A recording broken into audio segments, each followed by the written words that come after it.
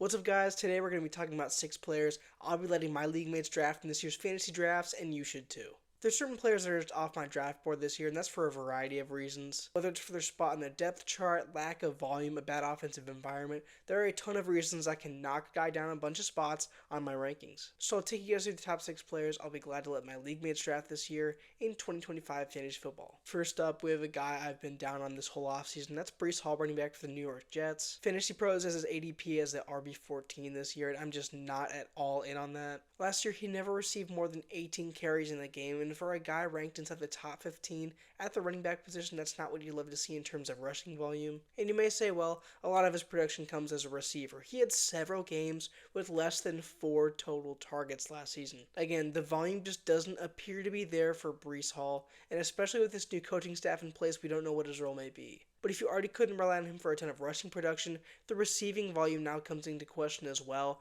and I'm really concerned with Breece Hall heading into 2025. As a rusher in 2024, he regressed from his previous season in terms of both production and efficiency. In 2023, he had 994 rushing yards and 4.5 yards per carry, but in 2024, he had 876 rushing yards and only 4.2 yards per carry. It's also important to note that his fumbles jumped up in 2024. He had 5 total fumbles. That is not an insignificant number. That's a habit he's going to want to break if he wants to keep the starting job in New York. New head coach Aaron Glenn, former defensive coordinator for the Detroit Lions, already said that he wants to run a 3-back committee this year. That means 3 running backs getting significant volume, and that is really bad news for Breece Hall. Again, he wasn't brought in by this new coaching staff. Of course, none of those 3 running backs, Braylon Allen, Isaiah Davis, or Hall were. I think there's a chance that all 3 players get a crack at being the top running back, of course.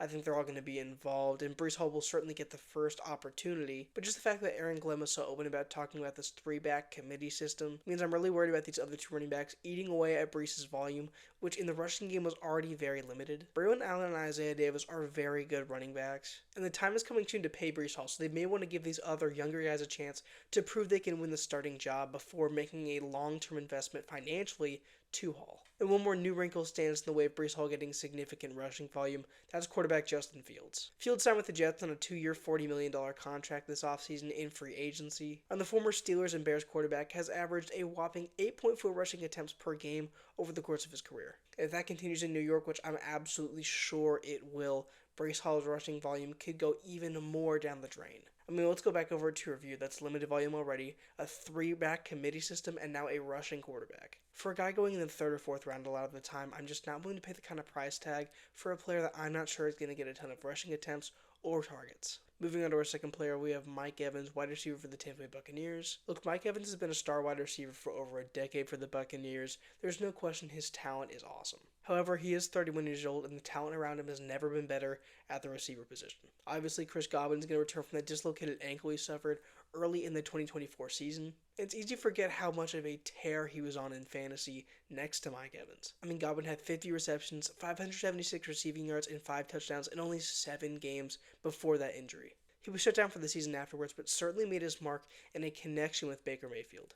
Rookie wide receiver Jalen McMillan also had a very solid rookie season last year. He took over Godwin's role after he was injured and did a pretty good job of it as well. I think he'll still be pretty involved this year, and I'm very invested in his talent. And the biggest addition to this wide receiver room by far is 19th overall pick, former Ohio State wide receiver Emeka Egbuka. Egbuka was a seriously talented, well-balanced prospect from the slot coming out of Ohio State this past season. He was extremely productive over his 4 years there and displayed a lot of pro-ready traits that make me very high on him in fantasy this season. He's a great athlete with underrated speed, he's a very good route runner, he has very reliable hands, and he's just a very polished product overall. I think he's going to slot into this Buccaneers offense very nicely. And I think there's a very good chance he gets more volume than people think right at the start of his career. Especially if Godwin missed the start of the season, Egbuka could even end up being the number 1 target in this offense for Baker Mayfield right off the bat. I don't think it's that crazy to say that. Obviously, I think Evans will be more productive in terms of yards and touchdowns at first, but I think Egbuka could draw a lot of targets with his separation ability. The rookie is really good in the clutch, and I think he can make a really strong connection with Baker Mayfield,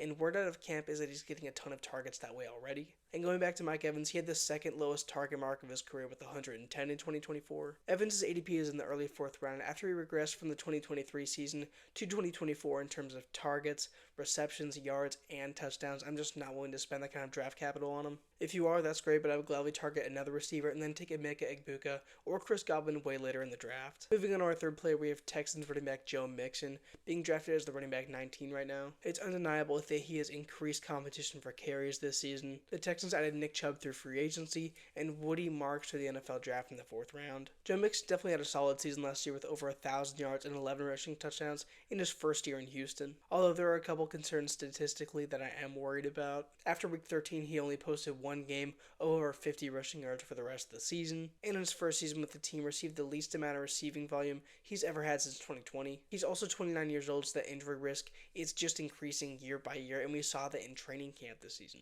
It was announced Joe Mixon has an ankle injury that is going to keep him out most of the offseason through training camp as well. That's not something you want to see as Nick Chubb and Woody Marks are getting valuable reps, and I'm very high on Woody Marks as a prospect out of USC. Personally, I'm just not so sure that Joe Mixon is going to finish as a top 20 running back this season. I have concerns over his volume and also the competition, especially with Marks. Like I said, I really like him. If he isn't able to rebound well from this injury, the rookie could sneak in some reps and earn a role. Not to mention that the veteran Nick Chubb could be used on the goal line, taking some of Joe Mixon's touchdowns away. I'm going to be cautious with Joe Mixon this year. I'm not totally out on him if he falls, but I'm just not willing to take him that high as the RB19.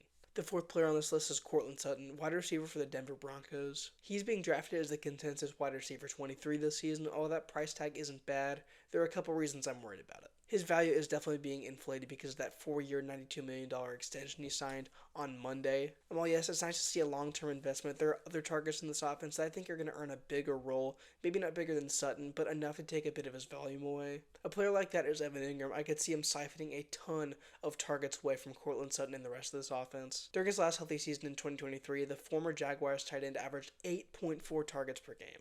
The veteran tight end has a receiver skill set. He is that good at getting open, and I think he's going to be Bo Nix's best friend in this offense. The Broncos desperately were in need of a tight end last year that could be an active participant in the receiving game. I think they did exactly that, going out and getting Evan Ingram.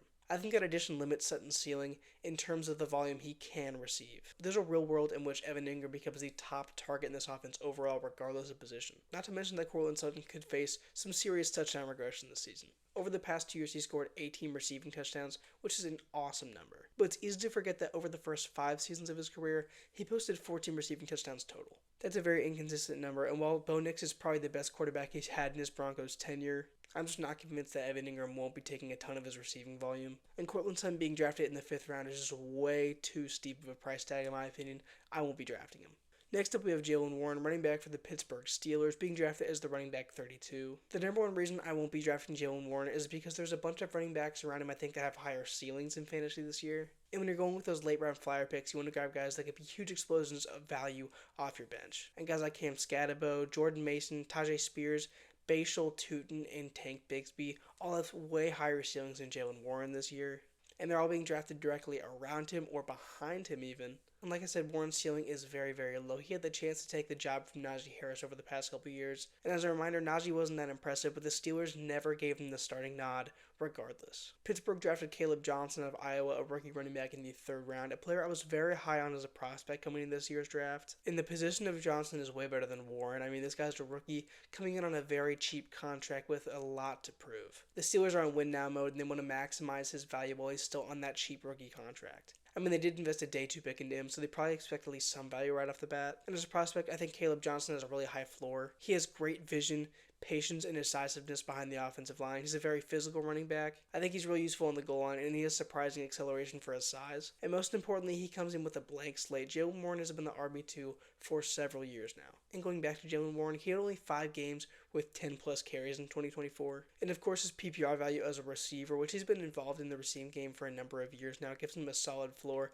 I just don't see the ceiling being anywhere near some of the guys being drafted around him, with Caleb Johnson still on the roster. Warren also only got 26% of the team's carries inside the 10-yard line last year. He got 6, Najee Harris got 23. So I think it's obvious they're going to put Caleb Johnson in on the goal line instead of Jaylen Warren if they want to rust up the gut. Johnson weighs more, and I think he's the better player. That gives him a lot more touchdown upside than Jaylen Warren, so I prefer him way more. Jaylen Warren only has 6 career rushing touchdowns, and of course that's not everything, but I'm just saying. Overall, Jaylen Warren has a very high floor but a very low ceiling. I think a lot of the guys being drafted around him have very high ceilings, at least way higher than Jaylen Warren's, and I'm more willing to take a shot on them with a late round flyer than I am on him. Finally, we have J.J. McCarthy, quarterback for the Minnesota Vikings. He's had a very interesting start to his career. After a very impressive preseason back in 2024 when he was drafted, he missed the entire season with a knee injury, so he has 0 NFL experience under his belt outside of the preseason. There are some redeeming qualities about his fantasy value, though. Even as the QB19, he does have a very strong supporting cast with Justin Jefferson, Jordan Addison, and TJ Hawkinson. Although I will say there are a lot of options I prefer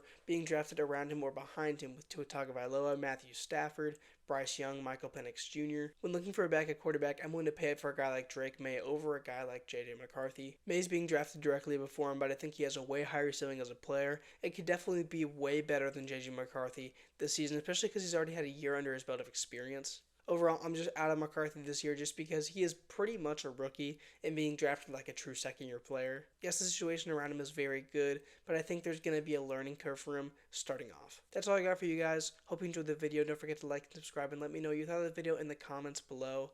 I'm Joe, and this is Fantasy Trading Room.